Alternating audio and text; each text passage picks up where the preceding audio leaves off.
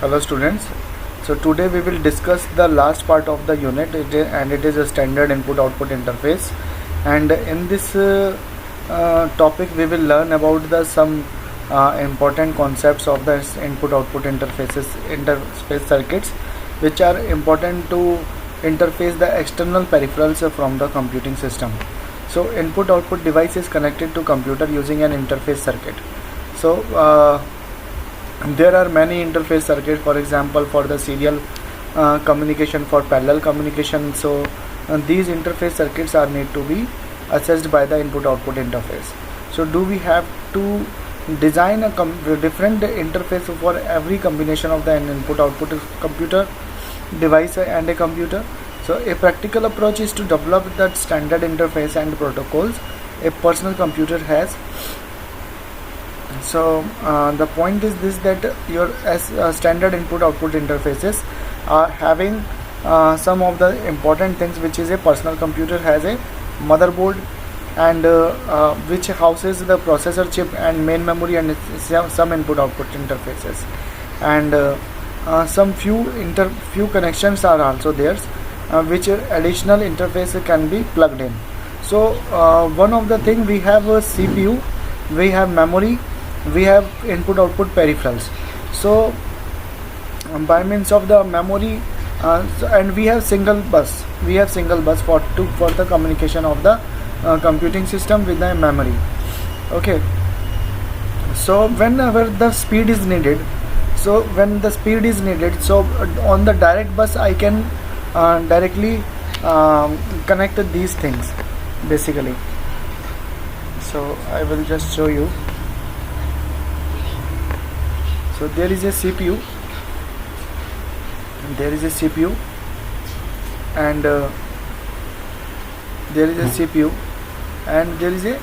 single bus. So that is a system bus, and on this system bus directly memory can be attached. So because I need a very high speed for this for the processing unit, so I need to directly connect it with the system bus. So there is a single system bus, and on this system bus I can directly connect my memory, and some input output peripherals are also there. So some IOP processor, I have just told you about the IOP processor, and some interface circuits. For example, there is a topic of input output interfaces, standard input output interfaces. So some bridge kind of thing is there, and this bridge is then connected with some other input output interfaces. Okay, so DMA may be there, USB may be there, and all PCI bus may be there. So such like that the things happen here. So we have computer and we have a motherboard, and on this motherboard all these things are connected. The system bus is connected, the PCI bus is connected, and some USB buses may be connected. Okay, SCSI bus may be connected. So these all buses are connected by means of this standard input output interfaces. So what personal computer has? It has a motherboard which houses the processor chip, main memory, and some input output interfaces. Now we are talking about this one, input output interfaces. Okay, a few connectors into which additional interface can be plugged. For example, your Ethernet cable, your Bluetooth, such kind of things are also available for the connectors. So processor bus defined by the signals on the processor chip. So device which require high speed connection to processors are connected to directly to this bus. I have told you that this is a processor bus. This processor bus contains the devices which are need to be connected in very high speed. Okay, because of the electrical reasons only a few devices can be connected directly to the processor bus. So I have told you, so there is I cannot connect all the devices to this processor bus. This is my processor bus. This is my processor bus, and on this bus only a few devices can be connected to this point. So motherboard usually provides another bus that can support more devices. So processor bus and other buses called expansion bus are interconnected by a circuit called a bridge. and device connected to the expansion bus experience a small delay in data transfers. Okay, so now let's see. So because of the electrical reasons, so that I have completed, and in that case processor bus, there is a bridge, and the device connected to the expansion bus experiences a small delay in a data. So definitely when there is a difference, when there will be distance between the processor with the some input output devices, then there may be a delay kind of thing, and that is a that must happen over there because of the distance from the CPU. So as the distance from the CPU will increase, the delay will also increase. So design of a processor bus is closely tied to a architecture of the processor. So no uniform standard can be defined like that. Okay, expansion bus however can have uniform standard defined. So I just want to tell you about this diagram. So this is my processor, this is my main memory, this is my bridge. Now what about about which I was just telling you. So this is my processor bus. On this processor bus all the high speed connections are there. So bridge is there. Bridge circuit translates signals of and protocols from processor bus to PCI.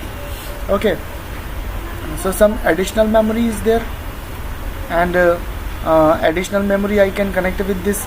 Some SCSI controllers are there, and some Ethernet interface is also there.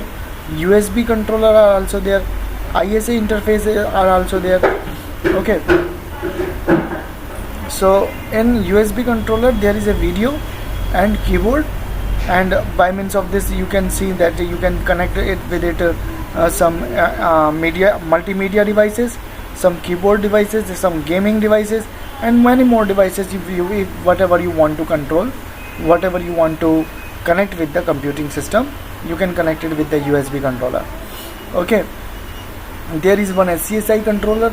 By means of this SCSI controller you can connect disk controller, CD-ROM controller, and by means of this controller you can connect many disks. So in that case we are going to discuss with you some of the type of the buses. For example, PCI bus and SCSI bus and USB bus, and I have just provided you an example of the connection of all the things, that there is a bridge, and by means of the bridge all the buses are connected. PCI bus is connected.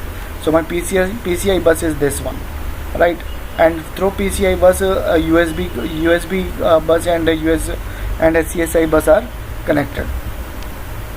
So this is my motherboard, and on this motherboard you can see there are slots. There are 2 slots, and this is for memory, and another is this one is your PCI slot, and you generally connect all the things by means of the PCI slots.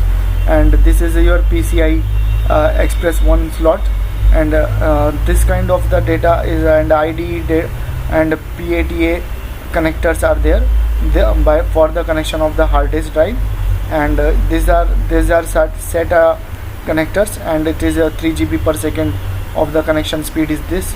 So this is your CPU, and some of this, all the devices you can see here, and all the things you can see in this on this motherboard. And now let's see some another things. So there is a USB 2 ports. You can see that there is a USB 2 port, and there is PS2 connection. These all things are connected by means of your PCI bus. So USB 3 and RJ45 and audio jacks. So these all things are connected by means of your input out. These are for your input output devices, and are connected to the PCI bus. So there are some PCI connectors also. So there is HDMI connectors, there is VGA connectors. Okay, so PCI is your peripheral component interconnect, and introduced in 1992, and low cost bus and a processor independent plug and play capability. And it's in today's computer, most memory transfer involve in a burst of the data rather than just of the one word. The PCI is designed primarily to support this mode of the operation, and the bus supports 3 independent address spaces, memory input output and configurations. So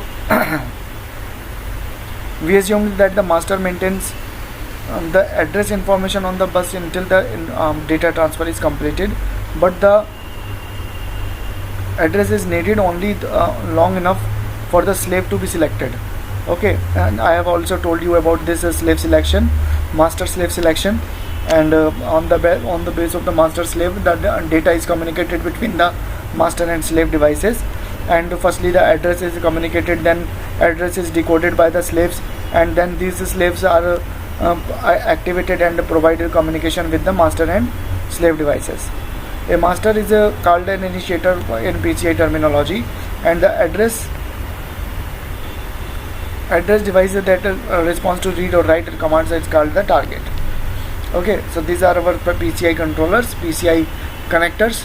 You can say PCI, not controllers, these are PCI connectors. And so these are the features of the PCI bus, and you can see that the clock is of 33 MHz to 66 MHz, and frame sent by the initiator to indicate the duration of the translation. AD, address and data, is 32-bit of the address and data lines are there. Now it has been increased to the 64-bit, and control and byte enable lines are there, and IRD and TRD is for receiving and transmitting.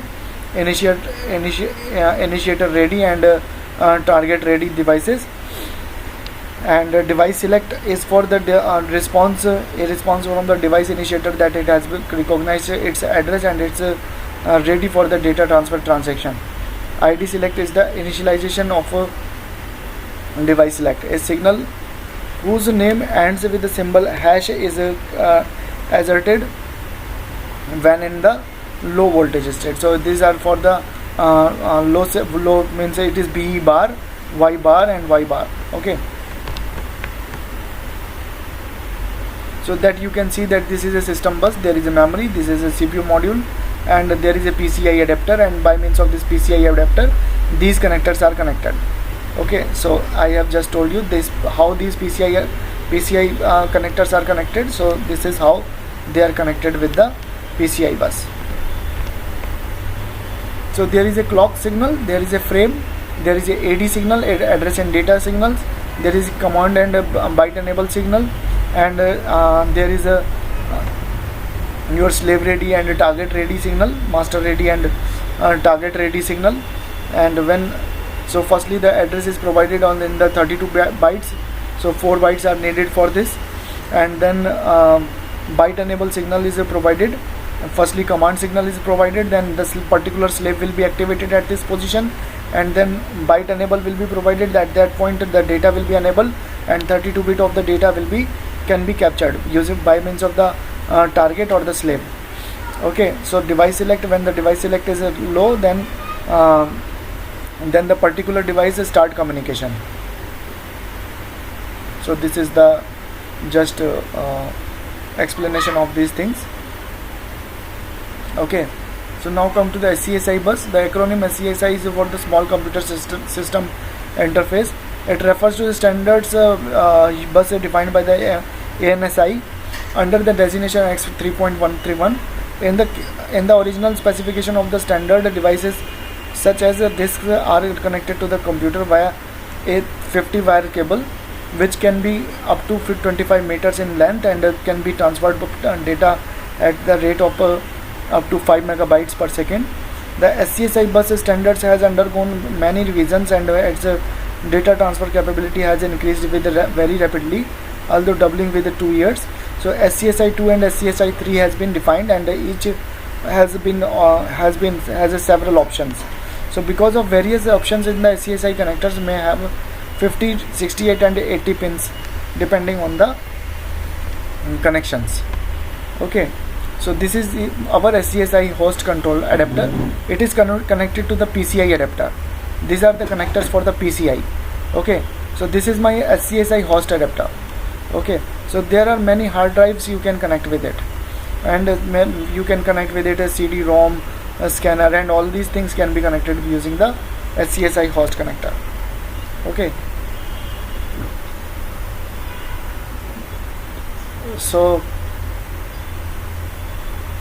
that I have already shown you here, that how these things are connected with each other. So devices connected to the SCSI bus are not a part of the address space of the processor. SCSI bus is connected to the processor bus through a SCSI controller. This SCSI, actually what happens here, the SCSI controller just communicate with all these devices and take all the data and transfer it to the PCI bus. So there is no direct connection between the processor and this SCSI host controller and these devices.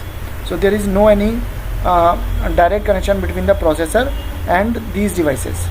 Okay, so all the data is transferred using the SCSI host adapter. So you can say that this is kind of microprocessor, one kind of the microprocessor which handles all the input output systems.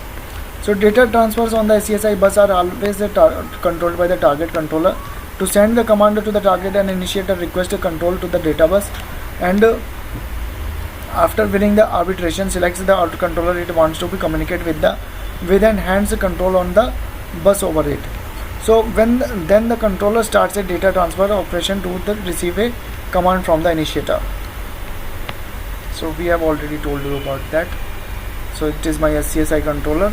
So it is a bridge circuit, translates signals from the protocols from the processor to the SCSI bus. So this is a theory.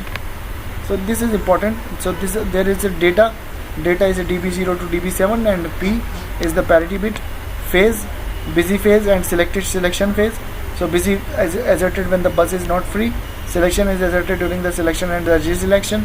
Information side, information type, COD or control or data asserted during the transfer of the control information. MSG is your message, indication that the information being transferred is a message. So there is a handshake signals. There are some handshake signals, for example request and acknowledgement. Request, you know about the request and you know about the acknowledgement. Direction of the transfer, input output device, so it will tell you that is it an input device or the output device. So there is a attention signal, there is a reset signal also. Okay, so main phase involves the arbitration, selection and information and reselection. So this is a timing diagram for this. So you can see that there is a data byte 2, data byte 5, data byte 6, and these, on the base of these data bytes, you can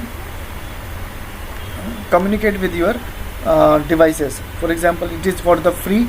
When this busy signal is high, means all the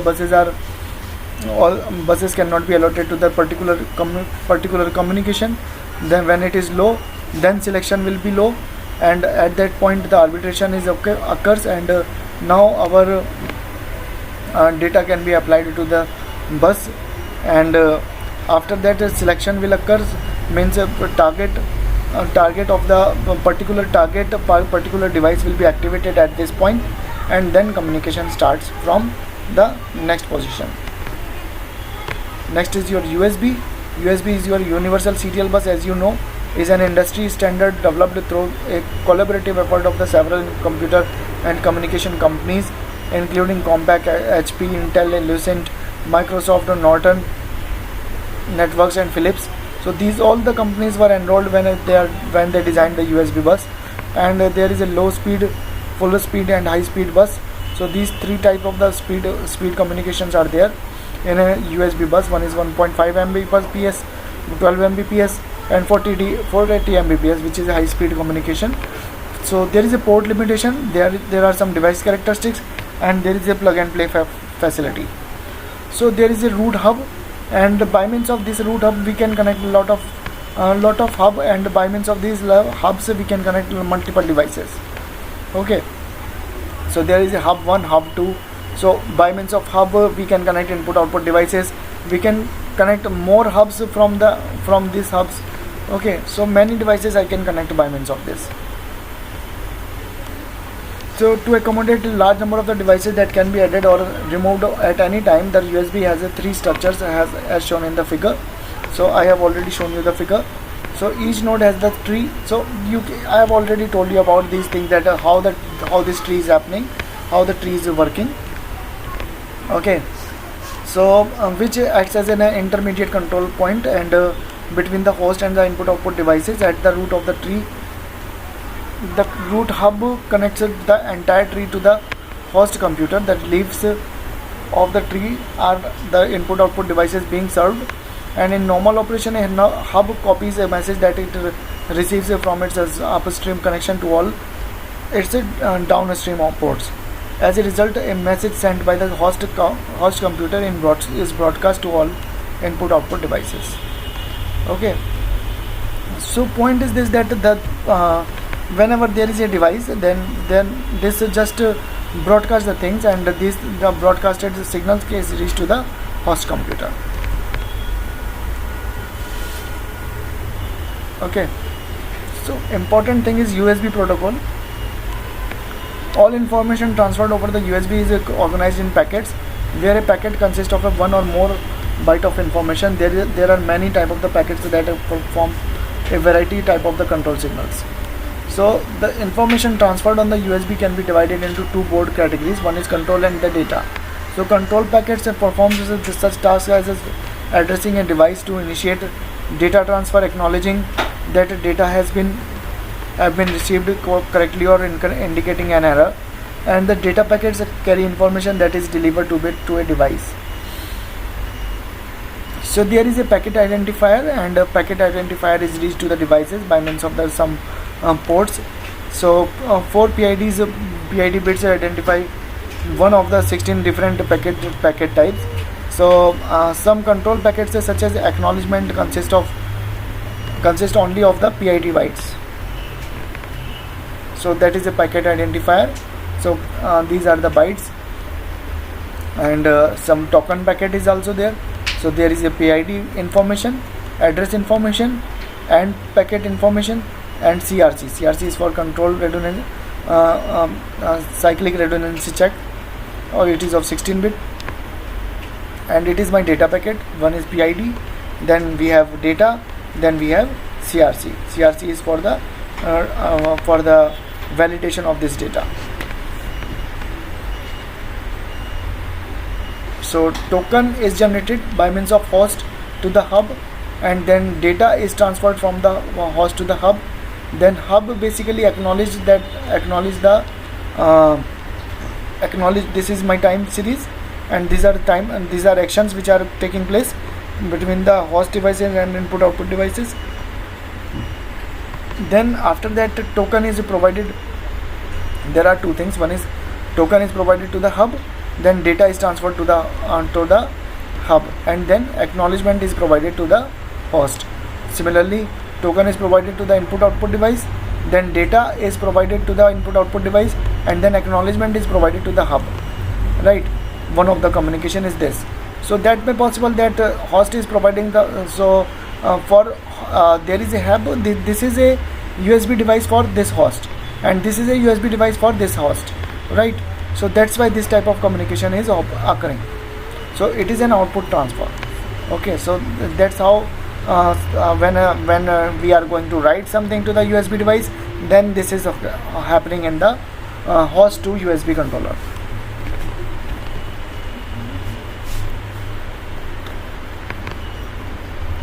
So this is a USB frame, PID, frame number, and CRC file. Okay, so these are some USB frames which are important to know with you.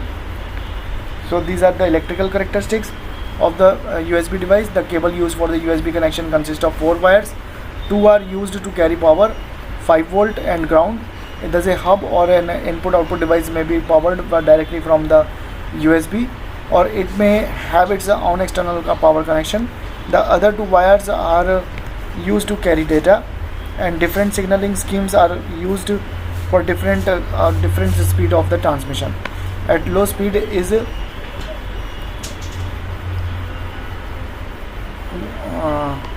ones and zeros. Ones and zeros are transmitted by sending in a high voltage state on one or other zero, the 2 signal wires. For high speed links and differential transmissions is used. So these were the electrical signals. So in this slide, from this slide, your I can say that your unit 3 has been completed. So if you have any kind of problem, if you have any kind of difficulty in understanding these protocols and the input output interfaces, standard input output interfaces, you can contact me. Thank you.